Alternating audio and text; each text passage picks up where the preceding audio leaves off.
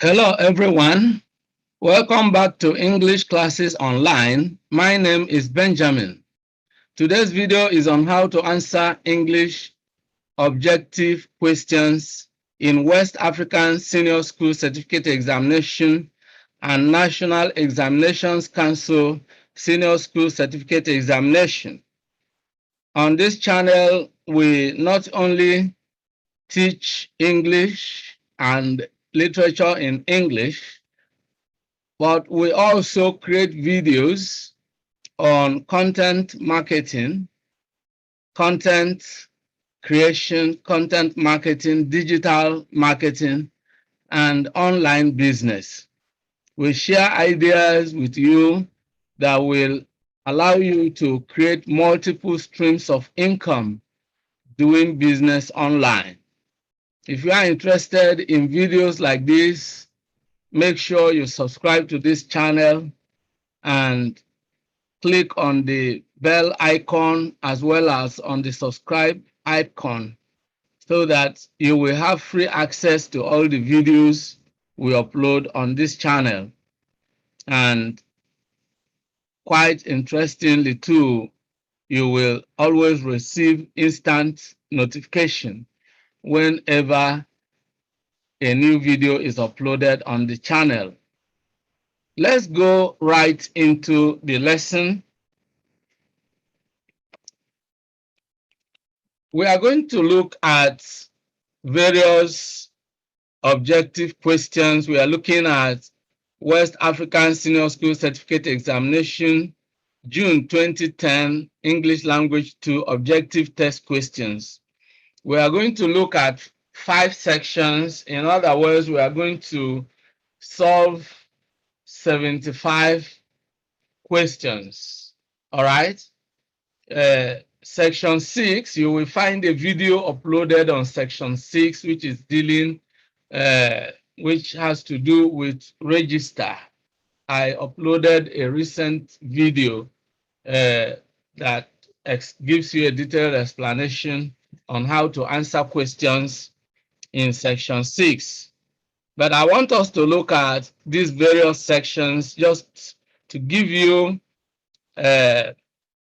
greater insight into how to answer objective test questions in these exams.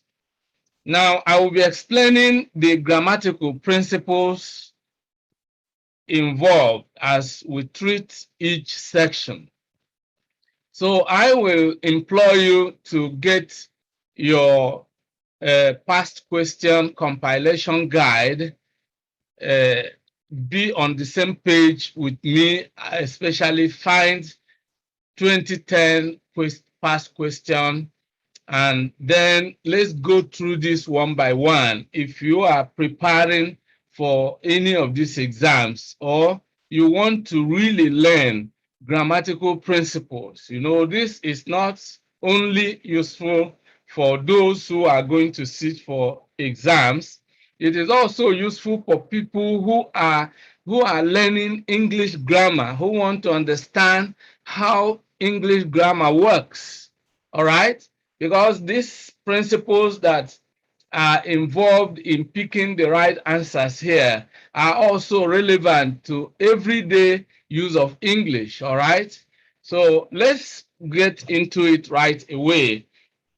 I hope you are ready for today's lesson. If you are ready, I am quite ready, and then we will get the best out of it.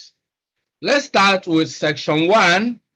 In each of the following sentences, there is one word and one gap. From the list of words lettered A to D, choose the one that is most nearly opposite in meaning to the underlined word and that will at the same time correctly fill the gap. So we are going to look at this specifically. And the principle involved here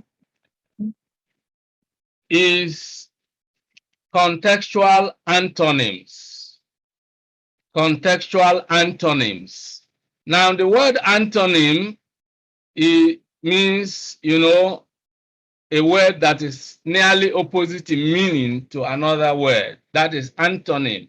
But we add contextual here because English words change their meaning from one context to another. Context is how a word is used. All right? You can call context. I mean, when I talk of context here, I'm talking of C-O-N-T, all right? From context, you have contextual, all right? So context is the use of words, how a particular word is used in a sentence, how it is used. You can call context the linguistic environment within which an English word is used. All right, context has other shades of meaning, but here we are talking grammar, all right? So now let's begin to look at this in the light of these grammatical principles. Of course, there are other grammatical principles as I explain. I will bring those principles to your notice. All right. Now, number one, the handsome profit from her fish business made Mrs. Oba stop complaining about her husband's dash salary. So you can see exactly what we mean when we are talking about, contextual antonyms. You see, the word handsome has other meaning. You can talk about a handsome man, but then when you are talking about a handsome man, it's a good-looking man. The word handsome can mean good-looking when you use it with a human being, but here it is used with profit, which is a non-human uh, uh, entity, if you like. So now the meaning has changed. It's no, you can't talk about good-looking profit. No. All right. There are words that we collocate with profit, but certainly not handsome in the meaning that applies to human beings. All right, especially male human beings. You can talk of a handsome boy, a handsome man. It means good looking. But when you talk about handsome profit, certainly you are talking about something. A profit can be, something substantial. All right, big profit, for instance. All right. So, but certainly not handsome in terms of good looking. So we have to first understand the contextual meaning of the word. That is really very important. All right. Before you look for the word opposite in meaning, then you need to understand the contextual meaning of the word itself. All right. What does it mean as it is used here? And here we discover it does not mean good looking. It means something. You can talk about huge profit. All right. Or big profit, something substantial. All right. But so then the opposite of handsome here will not be ugly. You can see the test here. So option A is ugly. If you say that Madu is a handsome young man, then you can say the opposite is ugly. All right. But when you are talking about profit, you cannot talk about ugly profit. Can you? No. Option B is meager, and this is the one that is quite correct. When you talk of meager profit, you are talking of little, something that is not substantial, all right? Something insignificant, something poor. The profit is not meaningful, all right? Modest is out of it, and lowly is out of it. And this brings us to a particular grammatical principle, which is known as collocation. Which is known as what? Collocation. Let me write it here. Collocation. Collocation is involved here because collocation has to do with a group of two or more words that tend to be used together. Now, this is why we can talk of handsome and profit. These two words go together. But we have seen that the meaning of the handsome that goes together with profit is different from the meaning of the handsome that goes together with a man when you talk of a handsome man. All right? So you need to understand that collocation is a grammatical principle. There are certain words that tend to be used regularly together. Let me give you some example. The word eat. All right? The word eat and the word drink. Now, I always use these two examples. You can, when you talk of eat, you can talk of food. All right? But certainly, you cannot talk about drinking food. You can talk about drinking water, and then you talk about eating food. You eat food, you drink water. So drink is a collocate of water, and eat is a collocate of food. So certain English words tend to be used together. So we have discussed certain grammatical principles even while solving question 1 alone. And I have discussed this to begin to lay a firm foundation for better understanding of, the principles involved when we solve other questions. All right. So now let's get to question 2. Chief Ssce prefers fame in the village to dash in the city. Now you need to understand what fame means. Fame means popularity. When you are famous, from the word fame, you derive famous. So it means popularity. Chief Ssce prefers fame in the village to dash in the city. A, neglect, no, is out of it. Then B, ignorance, no. C, poverty, no. D, obscurity, yes. Obscurity is the opposite of fame, because fame is popularity. Obscurity means something unknown, all right? Something unknown is obscure. So that certainly is the opposite, all right? That's the opposite of fame there.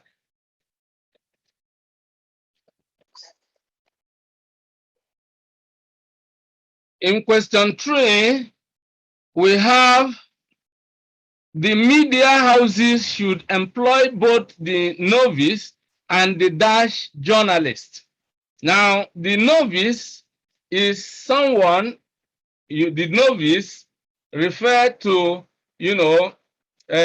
people who are not really experts, all right? People who are not well versed or experienced in a particular field.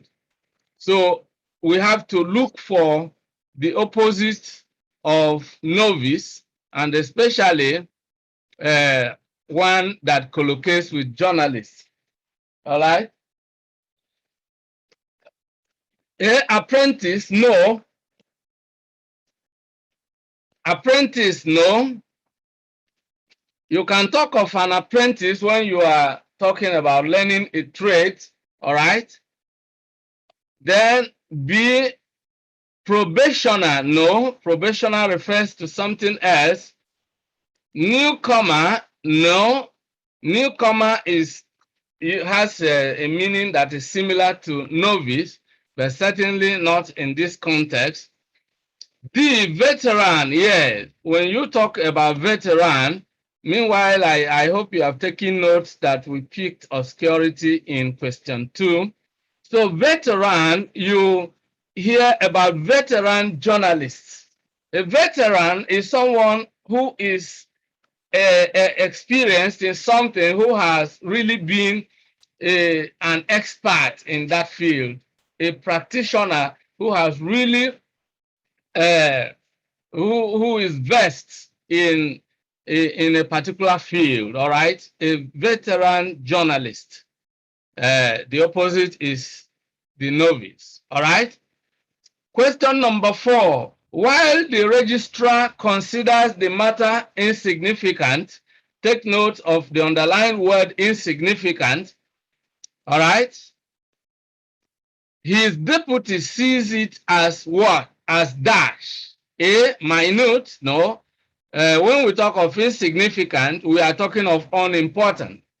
Not in terms of physical size, but in terms of value, if you like. So minute refers more to something, well, it doesn't fit in here because we have to, can we really say that minute collocates with matter? Can we talk of a minute matter? Certainly not.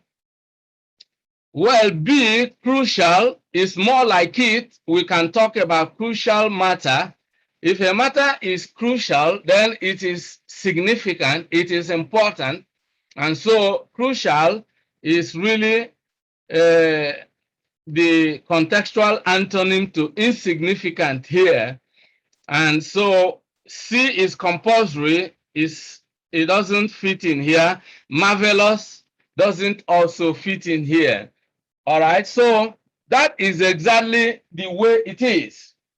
You can follow me and find out how we figure out the correct answer to each question here.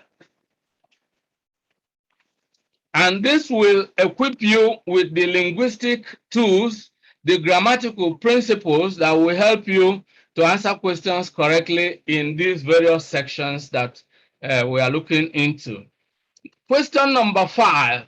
It pays to be firm rather than dash in a case like this. When you are firm, you are decisive, all right? You are decisive, you are rigid, all right?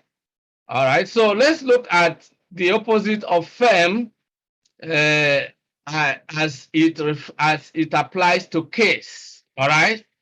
A, flexible. Flexible is the correct answer because when you are flexible, it means you change your position, all right? But when you are firm, you are decisive, you are rigid, you are unbending, all right? Frank is out of it, all right? And irresponsible is out of it, careless is out of it. So once you understand the meaning of the underlined word, how it is used in that particular sentence, then you'll be able to figure out the exact opposite. Question 6. Usually, Joseph is articulate in his speech. So we can talk about articulate as it refers to speech. When you are articulate, it means you are clear, all right? You express your ideas quite clearly, all right? But today, he sounds dash, all right? So let's try to look at the possible antonym for articulate. When you are articulate, it means you are clear, you are precise in what you are saying. But today he sounds dash. A, clear. No, clear is similar to articulate. B, turgid. Certainly not. C, timid. When you are timid, you are primitive, but that's really not the meaning. D, incoherent. That's correct. When you are incoherent, it means that the ideas you are trying to convey tend to contradict, or they are not properly, articulated. All right. So that's exactly what it is. All right.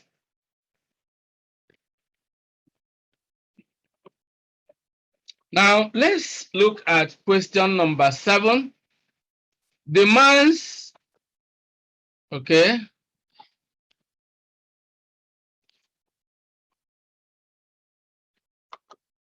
Okay. Question number 7. The man's first wife is loyal, while the second is dash. When we talk about a wife being loyal, all right, then we are talking of someone who is obedient. Loyalty here means submissive, if you like, all right? Submissive. Let's look at the, let's look at the opposite. Let's look at the options. A, unfaithful. Well, does it really apply? When you are loyal, we need to really, first of all, understand the meaning of loyal. I want to really teach you what it means to really figure out the exact antonym. Like I said before, you need to understand the meaning of the word as it is used. All right? When you are loyal, loyal, it means you are giving or showing firm and constant support or allegiance to a person or institution. All right, you talk of loyal service when you are, allegiance. All right, you are supportive. You are not an opposition. Let me put it that way. You are supportive. You are on the same page with the person. All right. You are not disagreeing with the person all the time. Now, having figured out the meaning of loyal, then we can see that unfaithful is slightly a shift in meaning, because when you talk of unfaithful, faithful or unfaithful, when it comes to, then it has to do, it has to refer more to infidelity or fidelity, so that is a slightly, different shade of meaning. Be unkind. Unkind is different from being loyal. C is selfish. Selfish, is also a different thing. But hostile is more like it, because here, if you are not loyal to someone, you are hostile to the person. You tend to take the opposite, the opposing stance in matters. When matters come up, you rather than support the person, you oppose the person. So that is really the opposite to the meaning that loyal conveys here. Question number 8, rather than convict him, take note, the underlined word is convict. Rather than convict him, the impartial judge dash him. When a judge convicts somebody, it means the judge finds the person guilty. All right, so let's look for the opposite to that. All right, and then option A is blamed. All right, no, something blamed is negative and convict is negative, so blame can also not be the opposite of convict. So we need to find a word that is positive, because when you find a negative, the opposite should be positive. Convict is a negative thing. That means to find someone guilty. And so the positive aspect is either to discharge the person or to exonerate the person or to acquit the person. All right. So B, dismiss. No, you can dismiss a case, but certainly not someone. But when it comes to maybe employment, you can dismiss someone. All right. C, upheld. No. D, acquitted. Yes. When you are discharged and acquitted, or when you are acquitted, it means you are exonerated. You are found innocent. When you are convicted, you are found guilty. So you can find that you can see here that for you to answer questions correctly in the objective sections, you need a large active vocabulary. I want to emphasize this. A large active vocabulary. A large active vocabulary. Very important. That's what you need. And vocabulary refers to the words you know in a language. And then your vocabulary becomes large when you know you know many words, all right? Then your vocabulary becomes active when you can use the words, or you know how the words can be used correctly. You know the meaning of the words, and you know how they can be used meaningfully or correctly in meaningful English sentences, all right? So having said this, let's now go to question 9. Instead of reconciling her parents, Roxanne worked hard at dash them. Now, when you reconcile, you make peace between two persons. And when it is the opposite, it means you cause them to be at loggerheads with one another. A divide, well, divide divide should be it. When you reconcile, you bring them together. When you divide them, then of course you pitch them against each other. So this will be appropriate. Destroying is really not the opposite of reconciling here. Separating uh, is really not it. And then isolating is also not it. When you reconcile people, you unite them. And when you do the opposite, you divide them. You bring a division between them, all right? You cause a division. So number 10, we thought that Uncle Sam's health had improved. Take note of the underlined word improve, but it had rather dash. When someone's health improves, it means that the person gets better. And then the opposite will be the person is getting worse. Let's look for a word that is health related that means getting worse, all right? A, persisted, no, all right? B, deteriorated, that is correct. When a medical or health condition deteriorates, it means it worsens, it gets worse instead of getting better. C, deepened, no. D, decreased, no. All right, so we are through with section 1, and then we are now going to section 2, which deals directly on collocations. I earlier explained collocation, so let's see how we can apply the principle of collocation in answering questions here. To be quite precise, or to remind you of what we earlier said, the word collocation refers to a group of two or more words that are frequently used together in English sentences. All right? From the words lettered A to D, choose the word that best completes each of the following sentences. Question 11. One very important aspect of human relationship is dash trust. Now, when you talk of relationship, of course, you are talking about, how two people relate with each other. Then let's look at A, communal. Communal is really, it refers to a community, but then we are talking about relationship that exists, interpersonal relationship, all right? So communal is a different one. Then individual, no. Individual refers to individuals, all right?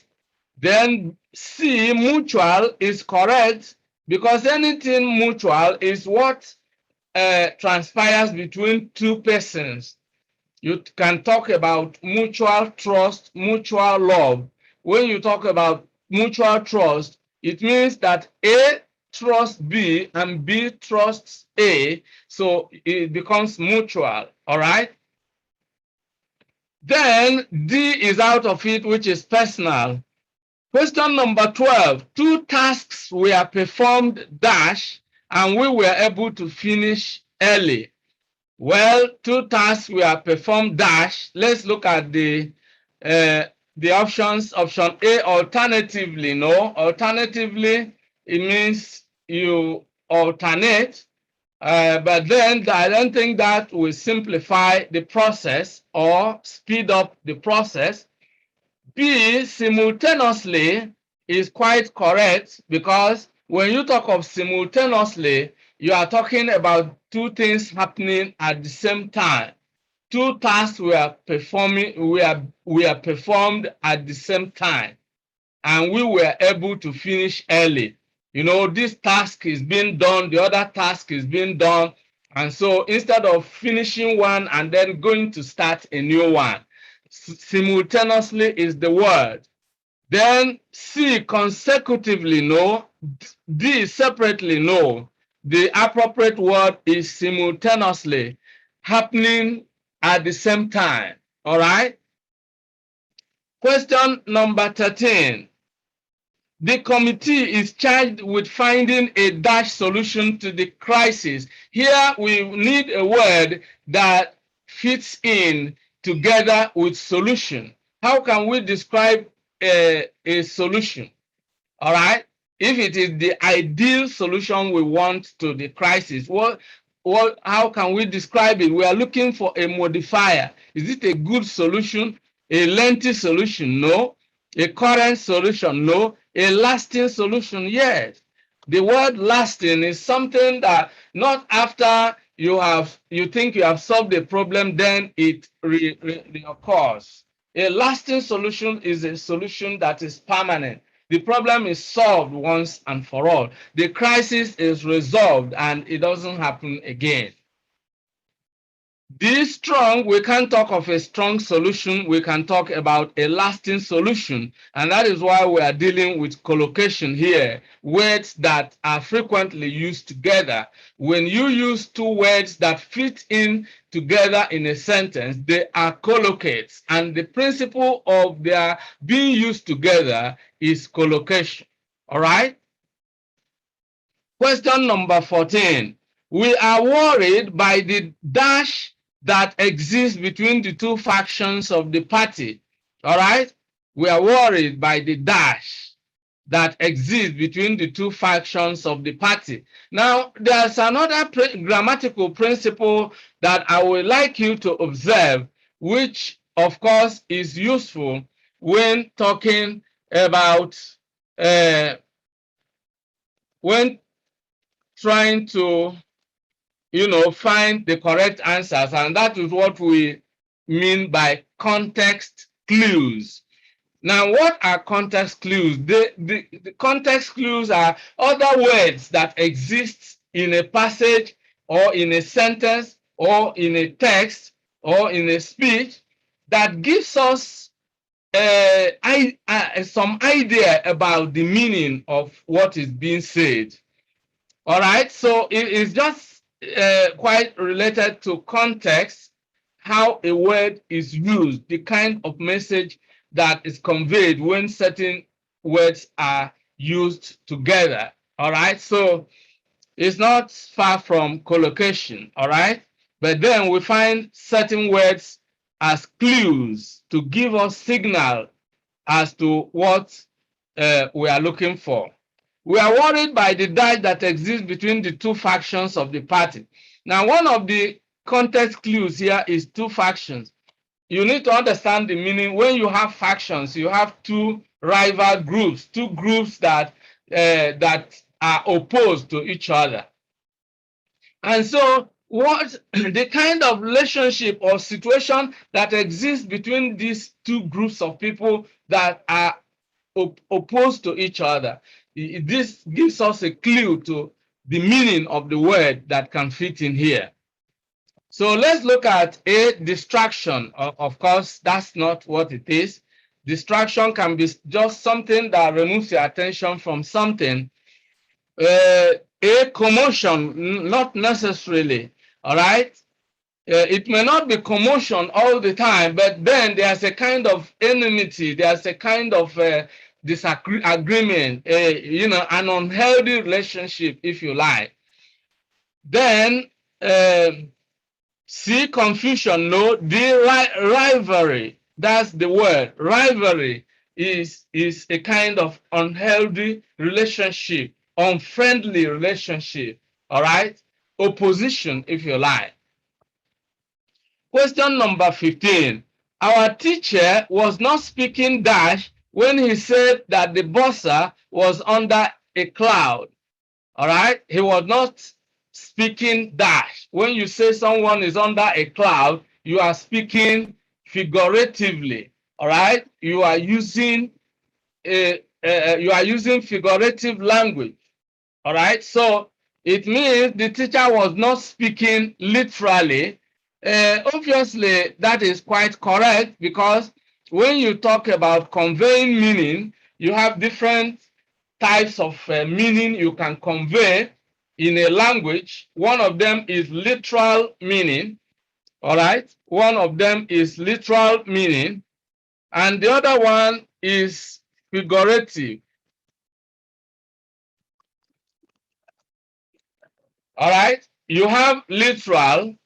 When it is literal, that's the actual meaning, the plain meaning, the meaning as you will find the plain meaning in the ordinary meaning of the words when we use it in everyday language.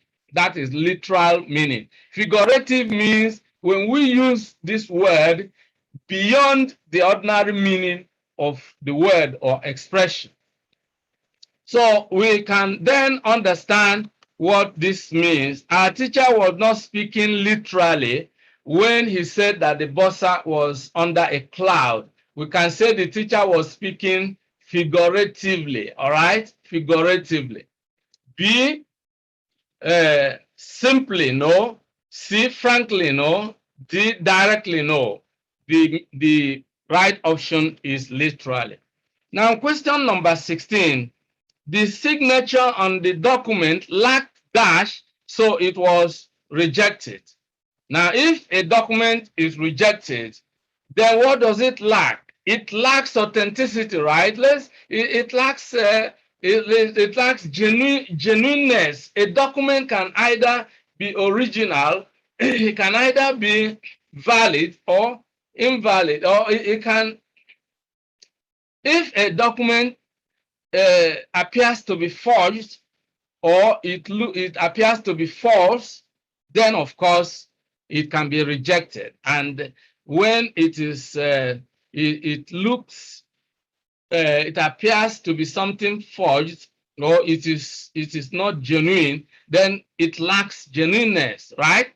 So it was rejected. What does it lack? A, clarity. No, you can talk of an idea being clear or a handwriting being clear, but certainly not document. B, authenticity. Yes. All right. Yes, you talk about authentic document. Authentic. All right. C, formality. No. D, simplicity. No. We are looking for a word that collocates with document. You can't talk about clear document. You can't talk about formal. You can talk of formal document, but of course, you don't reject documents in terms of being formal or informal. All right. But you reject a document if it is not genuine. We can't talk about simple documents, but we can talk about genuine or authentic documents. The opposite will be false or forged. 17. Everyone could tell that Binta was happy from the dash on her face. All right. What can we find on your face that will tell us that you are either happy or unhappy? All right. A picture, certainly no. You can't be having a picture on your head, I mean on your face. Your face can appear on a picture, but not certainly a picture on your face. B, appearance. Well, when we talk of appearance, certainly not in this context.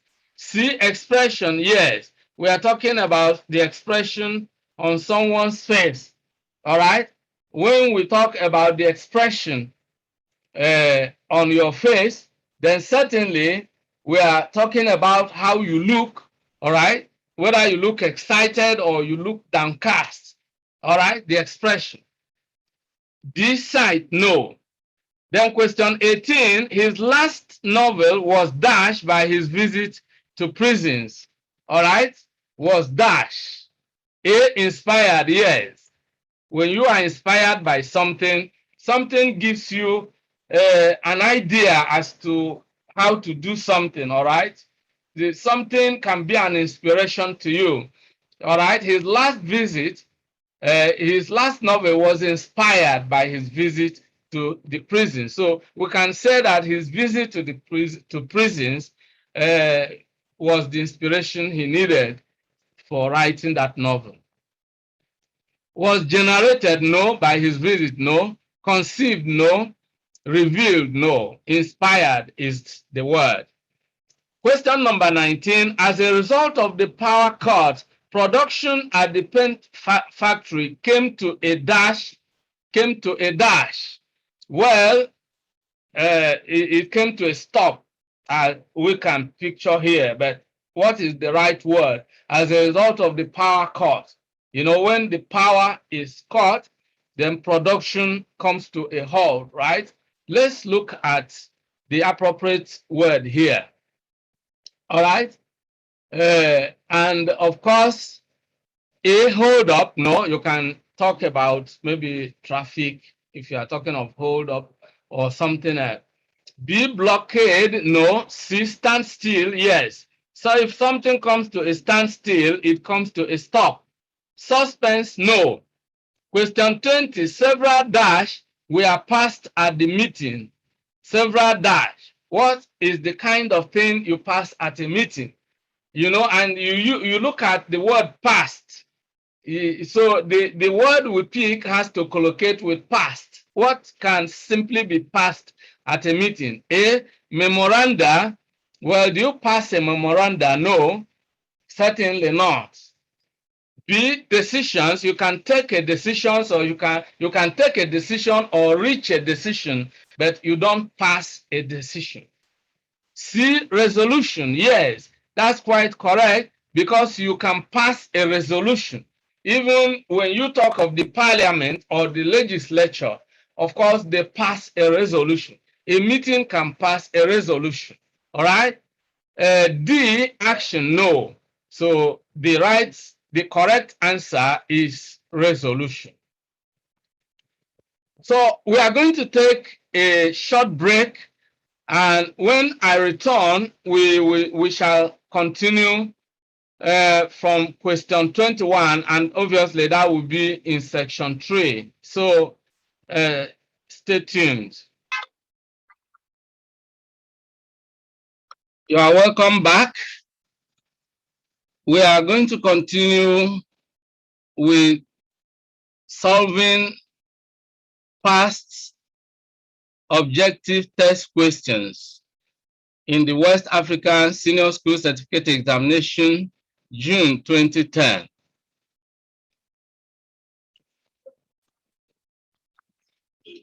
Here in section 3, we are going to look at sentence interpretation, and we are going to use certain literary devices that will enable us to figure out the correct interpretation for each sentence. These devices are imagery, symbolism, metaphor, and contextualization.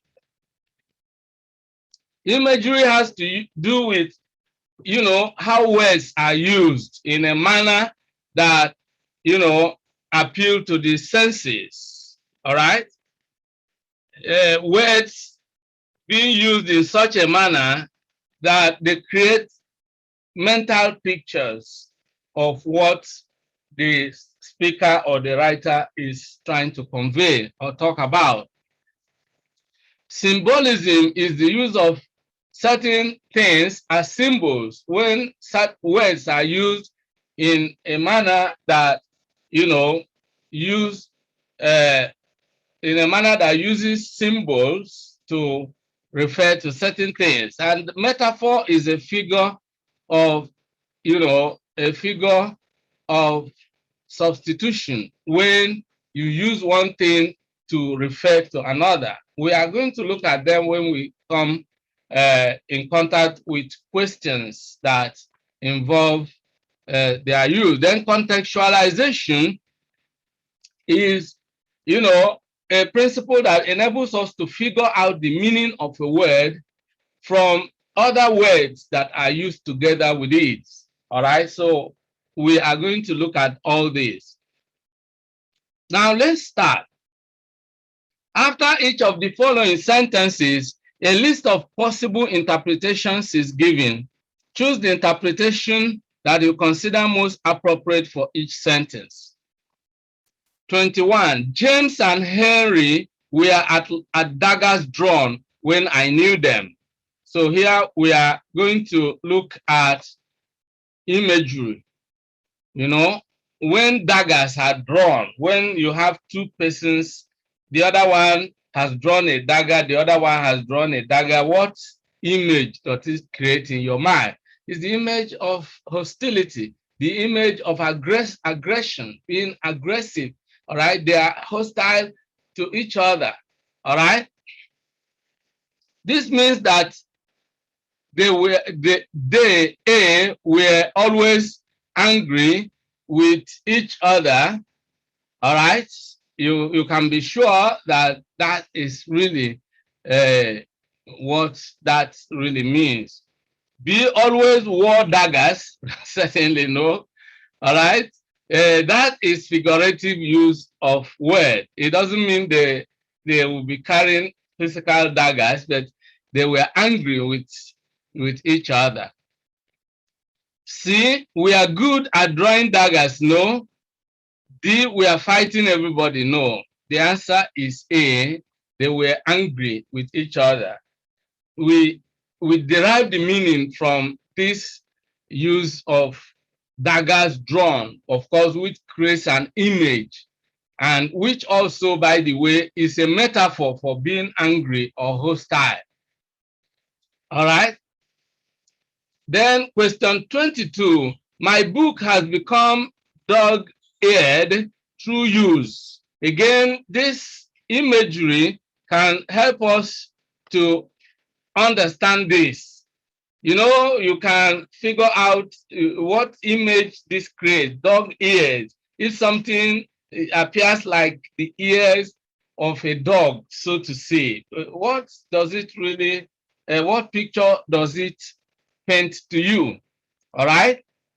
So that actually means that the books were really rough or something. There was something wrong.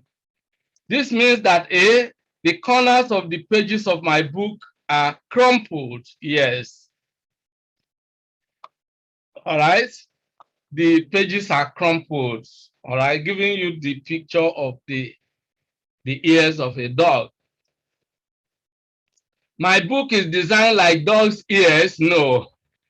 C, my book is indispensable. No.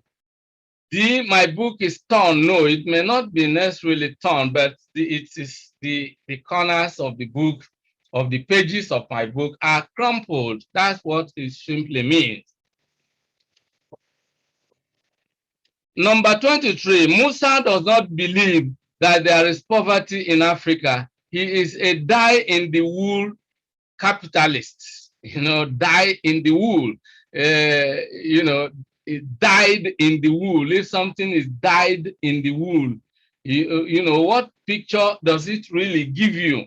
If something is dyed in the wool, it must be something very rigid. If something is dyed in the wool, it means it sticks. All right. This means that Musa is A, kind capitalist, no. B, a thoughtful capitalist, no. C, an old capitalist, no. D, an unbending capitalist, yes. Is a rigid one. You can't bend his opinion as a capitalist. Dyed in the wool, something that sticks, that is just there. All right, you can't wash it away easily. All right, so question 24, whenever my cousin comes to realize that I am telling the truth, she will eat humble pie. All right, when you eat humble pie, we can use contextualization or context clues here. Humble pie. You see, if the word humble itself is when you drop your pride, when you humble yourself, it means you are ready to, to compromise. You are not arrogant anymore. You are not sticking to your position. All right. So what does this really mean? All right. Uh, it means that my cousin will A, respect me, no, B, hate herself, no, C, apologize. Yes, when you eat your humble pie, you become apologetic. You are no longer maintaining that arrogant, rigid position. You are ready to humble yourself. You are ready to apologize. That is just the appropriate word. When you eat humble pie, you apologize. D, be ashamed, no. Question 25. I had dinner with Tony and Nick, and they talked shop the whole time. When you talk shop, all right, a shop is where people work or do business. So when you talk shop, it means you are talking about what you do. All right. I think that's just the simple meaning you can extract from that. So you can use context clues. You can also use imagery if you like, because it gives you the image of a shop, what you do in a shop. All right, so what can we actually extract from this? This means that my cousin, okay, so let me get it right. That's 25, not 24 now.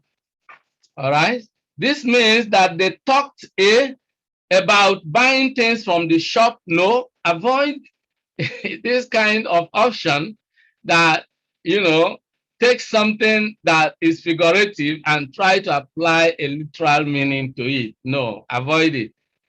Be about their job. Yes, when you are talking shop, you are talking about your job. You are talking about your business, what you do. All right. See, all the time. No.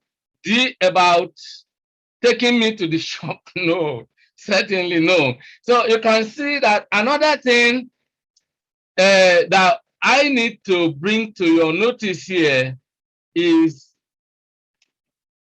the use of the elimination method. Now, the elimination method is quite useful in answering objective questions. How do we use the elimination method? Let me show you how we use the elimination method. Here, we have been able to deduce the meaning. I had dinner with Tony and Nick, and they talked shop the whole time. We were able to figure out that when people talk shop, they are talking about what they do, what the business or the job they do.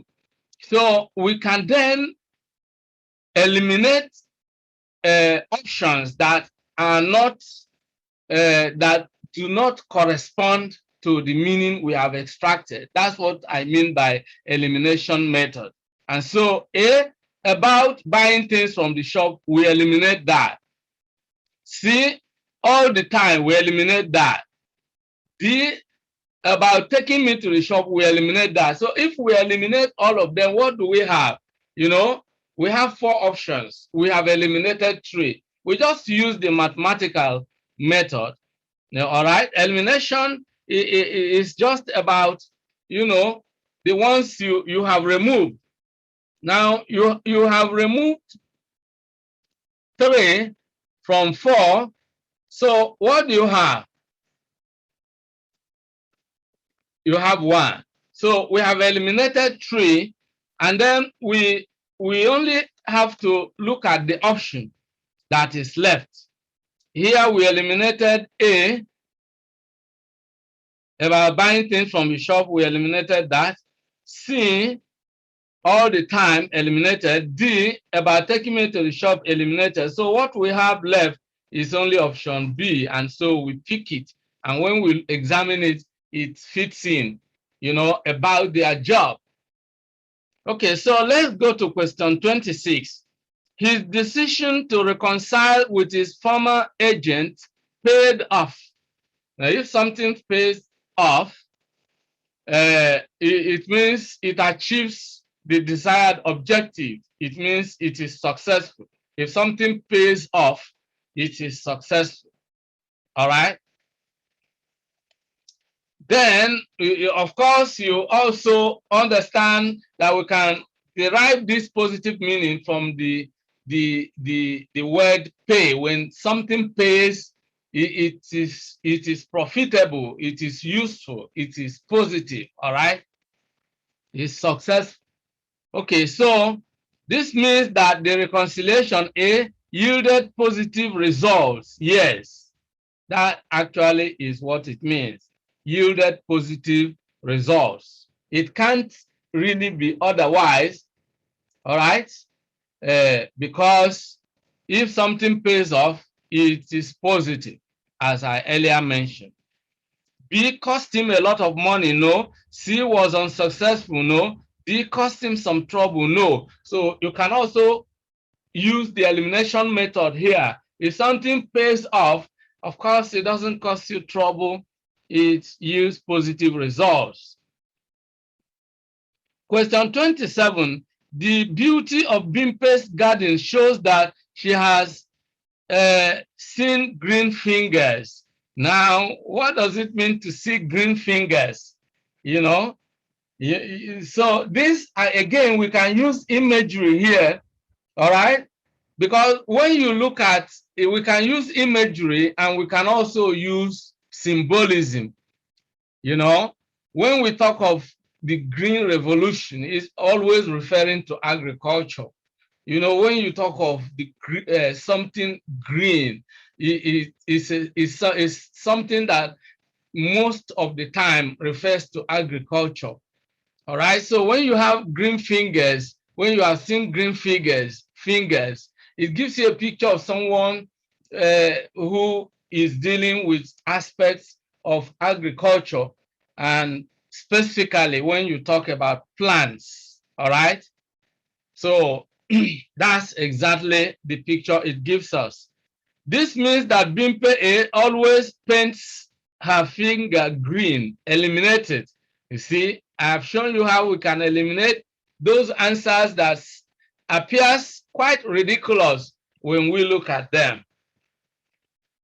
B is good at growing plants, yes, because you can see that we have talked about green symbolizing agriculture, and someone having seen green fingers, meaning that the person has, you know, has something to do with, you know, some aspects of agriculture, and growing plants is actually an aspect of agriculture. She turns everything she touches to green, ridiculous, eliminated. D likes keeping green objects, ridiculous again, eliminated. So you can see how we can eliminate some, you know, awkward sounding options. And even if we find it difficult to figure out the exact answer, we eliminate the ones that sound more awkward. All right. So that actually can be a clue as to what is the correct option. And that can be used when other options fail, when imagery fails, symbolism, metaphor, contextualization, then of course you can resort to the elimination method.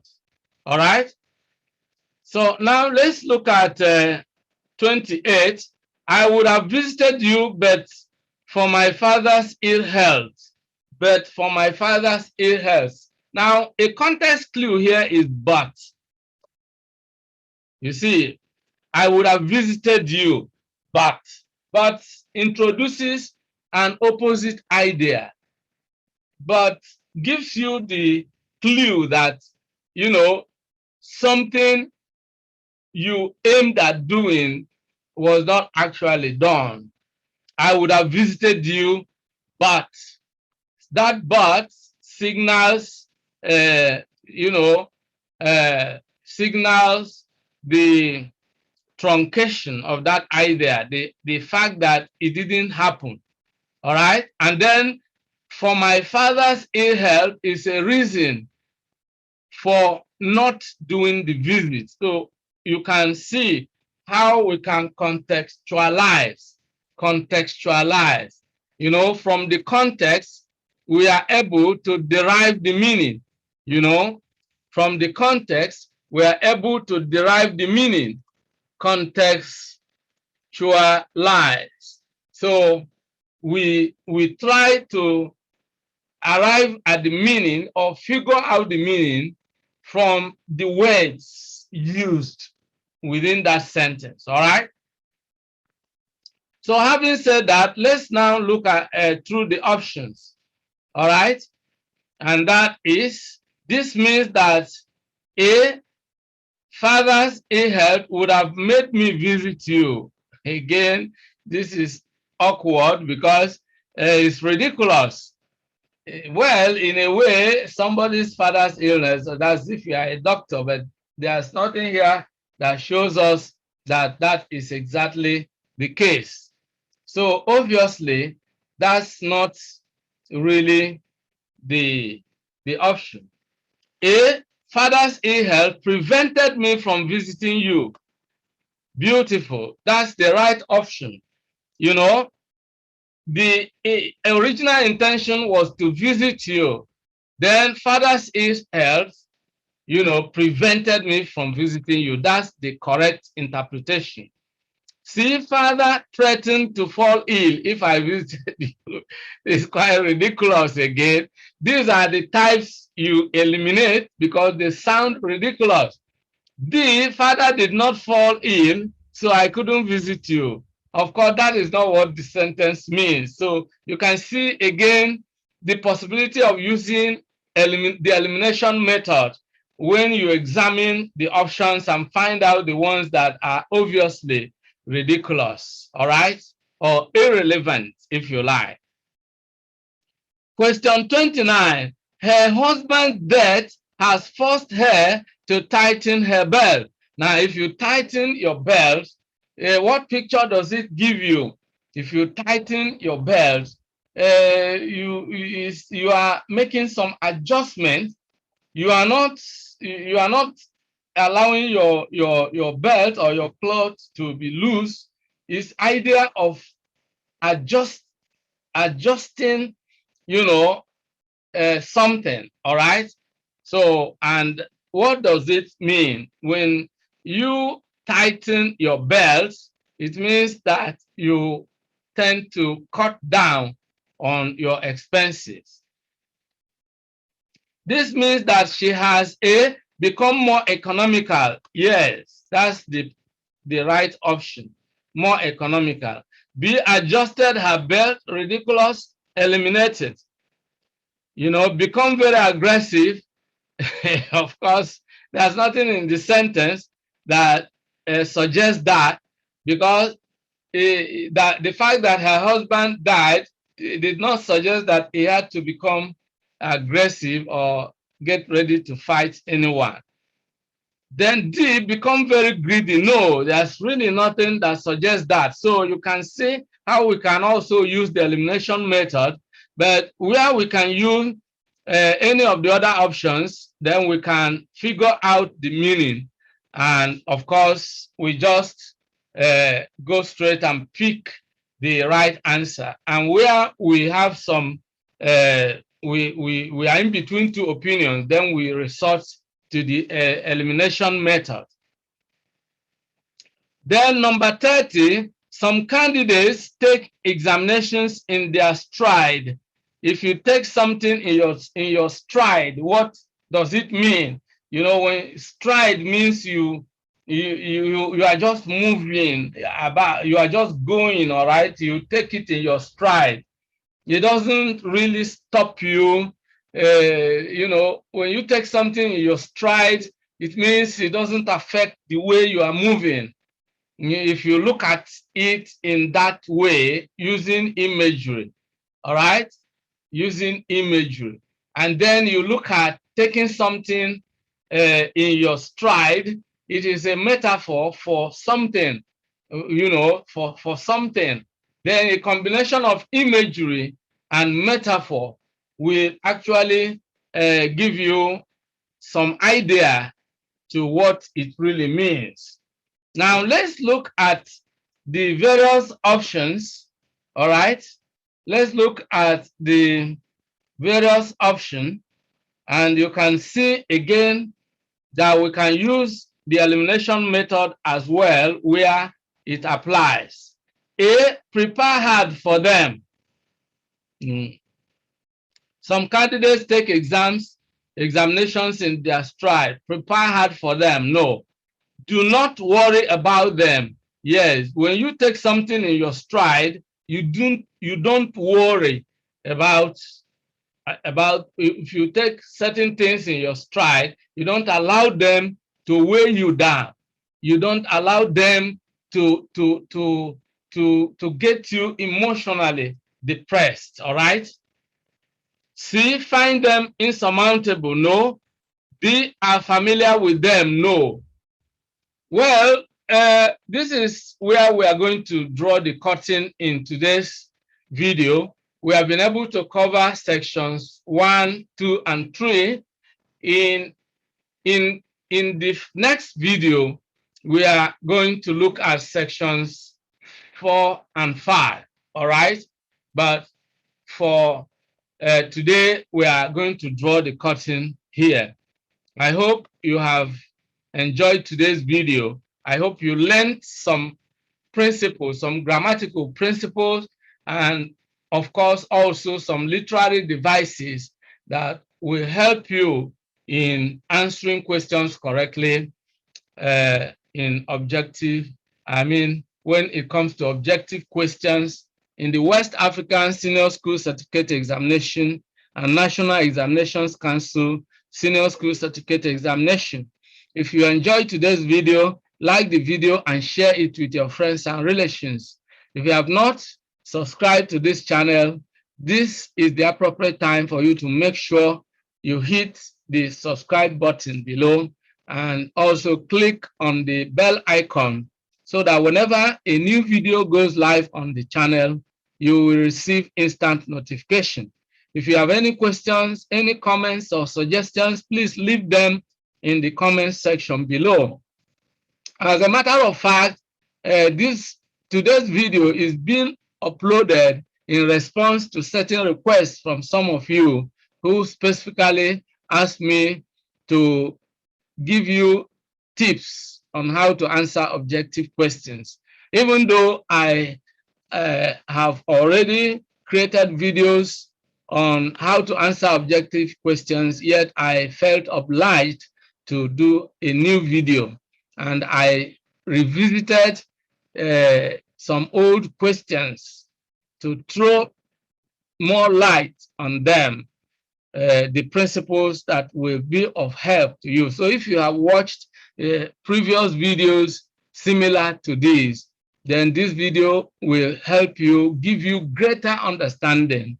All right, so if you have not watched the first video, you can watch the first one, so that the things you learn from the first one, you can combine them from additional information I've given to you in this new video, and that will expand your knowledge on the subject. Now, I want to say a big thank you to all of you who were part of today's episode. I look forward to seeing you in the next video. Bye-bye for now, and remain blessed. Many thanks for watching today's video. A big thank you to all of you out there for being part of today's episode. I hope you enjoyed the video. If you did, kindly subscribe to this channel. Subscribe now as a way of giving us support. For notification about new videos, click on the bell icon. You will find the bell icon. Click click on it so that whenever a new video is uploaded, you will be instantly notified. If you have actually enjoyed the video, like and share the video with your friends and relatives. This is very important. If you have any comments, leave your comments below. Any questions, any suggestions, we would gladly receive them and respond promptly and positively to them. See you in the next video. I look forward to always seeing you in the new video. Thank you and